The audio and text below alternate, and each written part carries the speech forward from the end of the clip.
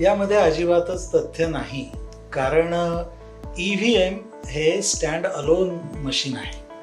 त्याच्यामध्ये one time programmable अशी chip असते आणि त्याच्याद्वारे काम होतं. त्याचा कुठल्याही कनेक्शनशी, इंटरनेटशी, हॅक होण्याशी त्याचा संबंध येत नाही, कुठलीही फ्रिक्वेन्सीशी त्याचा काही संबंध येत. EVM बद्दल काही मत व्यक्त करण्याच्या आधी ECIची वेबसाईट आणि आमची वेबसाईट जर पाहिली तर शंका नक्की दूर होतील. हा 100% विश्वास मी देऊ इच्छितो की EVM मध्ये कुठल्याही प्रकारचं टॅम्परिंग शक्य नाही, कोणालाही ते शक्य झालेलं नाही आणि शक्य होणारही नाही. आणि त्याचं कारण उत्कृष्ट दर्जाची त्याच्यासाठीची प्रशासकीय कार्यपद्धती आणि उत्कृष्ट पद्धतीची टेक्नॉलॉजी. म्हणजे माझ्यासारख्या तंत्रज्ञ नसलेल्या माणसाला सुद्धा हे लक्षात येतं की ते अशा पद्धतीनं डिझाईन केलंय आपल्या भारतीय शास्त्रज्ञांनी की त्याच्यामध्ये कुठलंही टॅम्परिंग शक्य नाही. मी आपल्याला सांगतो की EVM अगदी त्याच्यावरती काही प्रयोग करण्याचा प्रयत्न केला. आतापर्यंत सुप्रीम कोर्टामध्ये याबद्दल 40 केसेस झालेल्या आहेत